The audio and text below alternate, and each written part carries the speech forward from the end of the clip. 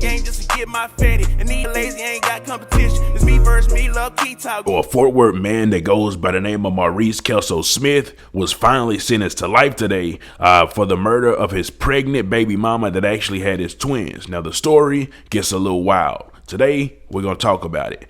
Anyway, so I'm going to pretty much read y'all the article on it. I'm going to give you a brief overview, and then I'm going to actually read the article over it. So pretty much, the Maurice guy and his pregnant baby mother, and her name was Darian Burley.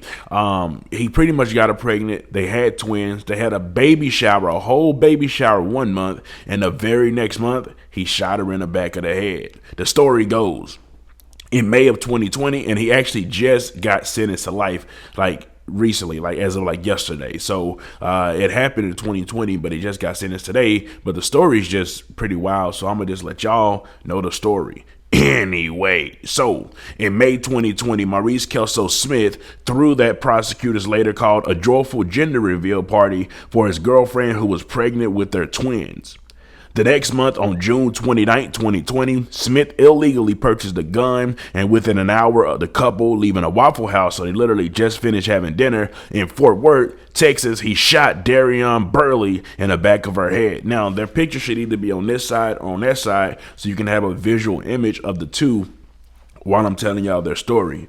Burley and their unborn baby boys died immediately. Yes, of course, a gunshot to the back of the head, you're going to pass out immediately. On Monday, a jury convicted Smith, 32, of Burley's capital murder. Tarrant County Criminal District Attorney Phil Surley said in a press release detailing the case, after shooting Burley, Smith drove to Mansfield, Texas with his deceased girlfriend in the car and robbed another woman of her car at gunpoint. What in the blue hell? I don't know what type of sense that makes. So he shot her in the head. After he shot her in the head, he put her in the back of her car, drove away to Mansfield to go rob another lady for her car. What is it, switch the body or something like that? And then you got two cars with blood that you're going to have to pretty much clean out. It doesn't make any sense at all. Anyway, so it says leaving Burley in a bloody crime scene for law enforcement to find. Oh, he left her bloody self in the car, and he took the other car.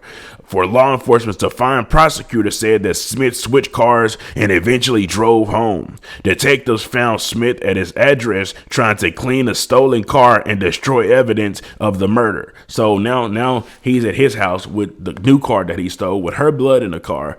Of course, the lady that he took the car from gonna call 12 and say, hey, listen, my car was took, and they're gonna go searching for it. So they find it at his house.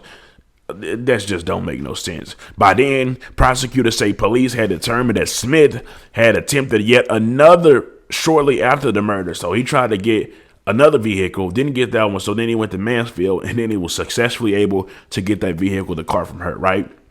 And it continues and it says, over the course of the investigation, prosecutors say police recovered Smith's clothes covered in blood along with the gun he used in the shooting, which investigators matched to the shell casing in a car where they found Burley.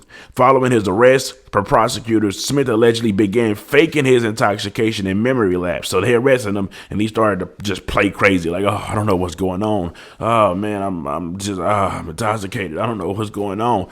Obviously, he was faking. They knew that he was faking. And it says and spent several hours in a hospital for a purported overdose prosecutors say was non-existent. So they knew Buddy was playing games, but I guess maybe by their standards, they had to let him go to the hospital to be checked out. And it says at the hospital, Smith tried picking the handcuffs lock that chained him to the hospital bed, according to prosecutors. So Buddy thought he made it out. I'm talking about made it to the hospital, and then he started to try to pick the lock inside the hospital to try to get out of there.